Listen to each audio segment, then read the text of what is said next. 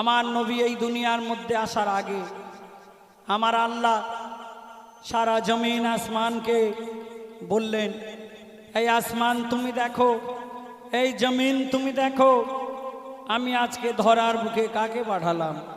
তাই আল্লাহ বলে, আল্লাহ বলে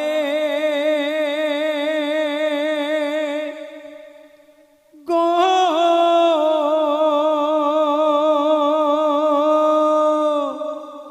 ও গো আল্লাহ বলে জমির কোলে, ও গো আল্লাহ বলে জমির কোলে ফুটলো এমন ফুল, একুল কুল দুকুলে যার নাই সমতুল, যার নাম রেখেছি আদর করে।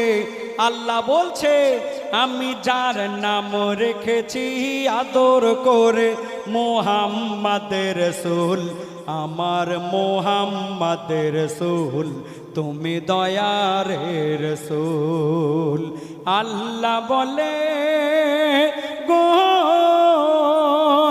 ও গো আল্লাহ বলে জমির কোলে ফুটলো এমন ফুল, একুল কুল দুকুলে যার নাই সমতুল, যার নাম রেখেছি আদর করে, মোহাম্মদের রাসূল, আমার মোহাম্মদের রাসূল, তুমি দয়ার রাসূল। একদিন একটা বুলবুল পাখি, আপনারা বুলবুল পাখির নাম প্রত্যেকে শুনেছেন, হয়তো অনেকে বুলবুল পাখি দেখেওছেন। বুলবুল পাখি দেখতে খুব সুন্দর হয়, ছোট মতো হয় আর হলুদ রঙের হয়।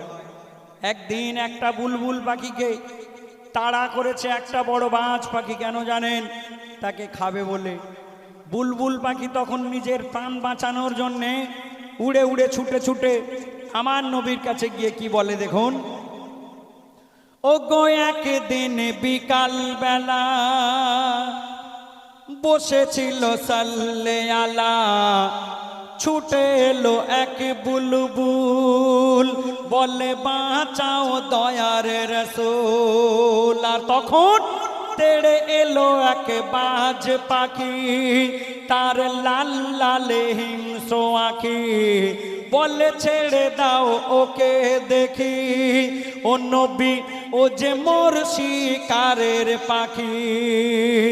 আর বুলবুল কেঁদে বলে, আমাকে ছেড়ে দিলে, বুলবুল কেঁদে বলে, আমাকে ছেড়ে দিলে আমার জান যাবে চলে, আমার জান যাবে চলে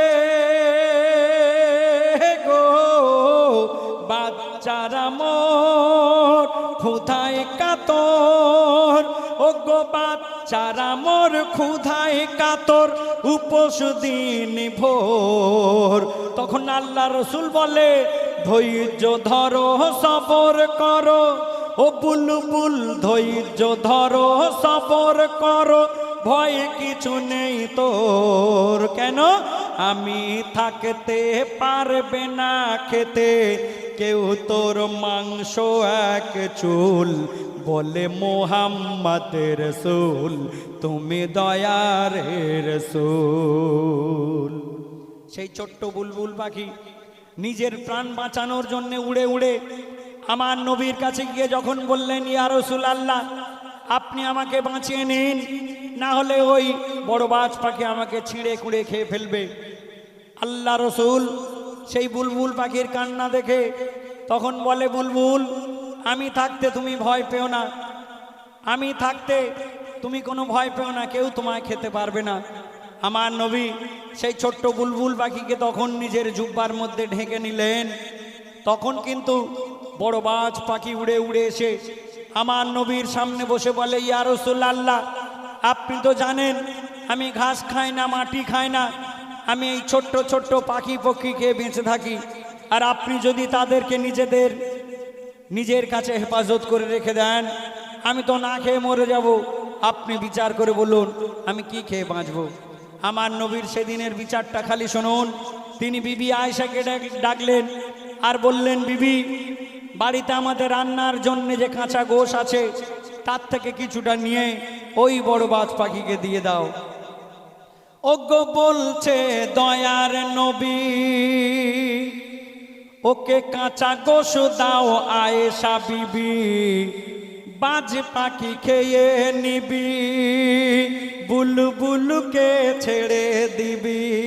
আর তখন বলে বাজ শোনো দোস্ত, বাজ পাখি তখন বলে বাজ শোনো দোস্ত, আমি খাবো না বাসি গোস্ত, টাটকা গোশের আমি ভক্ত, তার সাথে তাজা রক্ত। তখন নবী বলে দিলাম মোর কামলি খুলে, তখন নবী বলে দিলাম মোর কামলি খুলে, মোর পিঠের গোস্ত তুই খা তুলে তুলে, ওরে তুই খা তুলে তুলে রে। বাজ পাখি পিটে নবুয়াতে দেখি, ও গো বাজ পাখি পিটে মোহর দেখি, সেখানে পালক বুলিয়ে দেয়। নবী বলে কি করলে মোর আরাম লাগে গায়, মাংস আমার তোমার খাবার, ও বাজ করছো কেন ভুল, বলে মোহাম্মদের রাসূল তুমি দয়ার রাসূল। আল্লাহ বলে গো, ও গো আল্লাহ বলে জমির কোলে, ও গো আল্লাহ বলে জমির কোলে, ফুটলো এমন ফুল, একুল কুল দুকুলে যার নাই সমতুল, যার নাম রেখেছি আদর করে মোহাম্মদ রাসূল, আমার মোহাম্মদ রাসূল তুমি দয়ার রাসূল।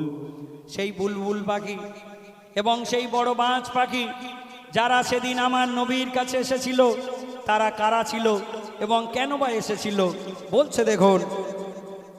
ওগো খুলে গেল ভেদরাজ, তারা ছিল না বুলবুল বাজ, সে যে ছিল নবীজি জজ, বিচার কর খুবই গো, তুমি বুদ্ধি খাটাও ঝগড়া মেটাও। ফেরেশতারা সেদিন বলে তুমি বুদ্ধি খাটাও ঝগড়া মেটাও, নিজের গায়ের গোস্ত খেতে দাও। এ কি বিচার, এ তো খোদার বিচার, নিচে তুমি করে দাও। পারলাম জানতে সিদ্ধান্ত নিতে, করলে না কোনো ভুল, ও গো মোহাম্মদ রাসূল তুমি দয়ার রাসূল। আল্লাহ বলে গো, ও গো আল্লাহ বলে জমির কোলে, ও গো আল্লাহ বলে জমির কোলে, ফুটলো এমন ফুল, একুল কুল দুকুলে যার নাই সমতুল, যার নাম রেখেছি আদর করে মোহাম্মদ রাসূল, আমার মোহাম্মদ রাসূল তুমি দয়ার রাসূল। শুনলেন ছোট্ট একটি লেখা, আর একটি লেখা গিয়ে শোনাবো, শুনবেন। আমাকে বলা হয়েছে ইমাম হাসান ইমাম হুসেনকে উদ্দেশ্য করে একটি লেখা গিয়ে শোনানোর জন্যে, শোনাবো, মন দিয়ে শুনবেন। তবে তার আগে ছোট্ট একটি লেখা, এখানে আপনারা বহু মানুষ উপস্থিত আছেন।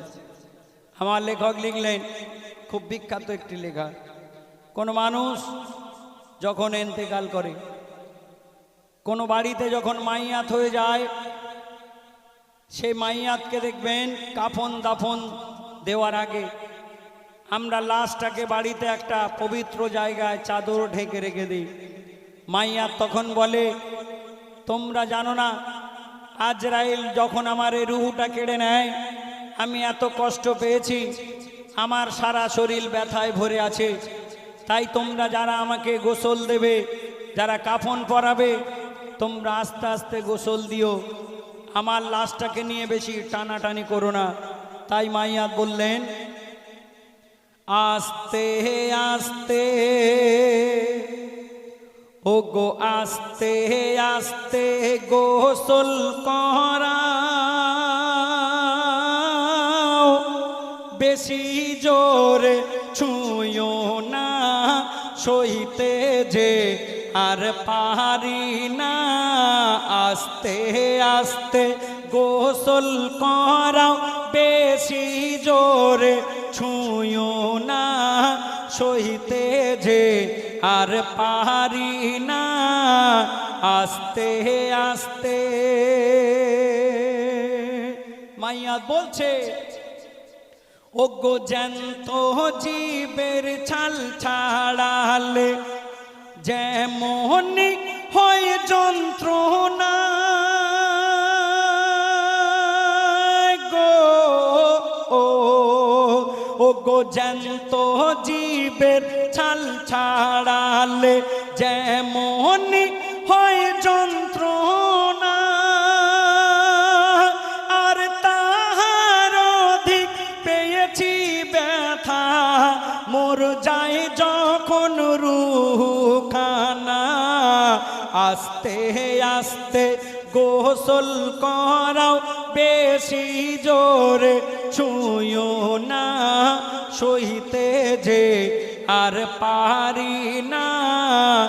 আস্তে আস্তে আমরা কোনো মাইয়াতকে যখন, আমাদের বাড়ি যখন কোনো মাইয়াত হয়ে যায়, আমাদের আত্মীয় স্বজন যখন কেউ ইন্তেকাল করে, সর্বপ্রথম দেখবেন আত্মীয় স্বজনের বাড়িতে খবর পাঠাতে হয়। আগের দিনে বাড়ি বাড়ি গিয়ে খবর দিতে হতো, এখন মোবাইলের যুগ, সঙ্গে সঙ্গে খবর পৌঁছে যায়। এই খবর পাওয়ার সাথে সাথে দেখবেন সবাই কান্নাকাটি শুরু করে, বিশেষ করে মেয়েরা বড্ড কান্নাকাটি করে। বাপ মরে গেলে, মা মরে গেলে, ভাই মরে গেলে, আত্মীয় স্বজন ইন্তেকাল করলে মেয়েরা বড্ড কান্নাকাটি করে। মাইয়াত বলে, আমার লাশের মাথার ধারে তোমরা কান্নাকাটি করো না। এই আমার ছেলে, এই আমার মেয়ে, তোমরা যখন কাঁদো আমি সব কিছু শুনতে পাই। আল্লাহ খালি আমার জবানটাকে বন্ধ রেখে দেয়, তাই তোমরা যখন কাঁদো আমার যে বড্ড কষ্ট হয়। তোমরা তাই আমার মাথার ধারে কোরআন পড়ো, আমার মাথার ধারে কলমা পড়তে থাকো। তাই মাইয়াত বলে, ও গো কাফন দাফন মোর পরাও ধীরে, তাড়াতাড়ি করো না গো,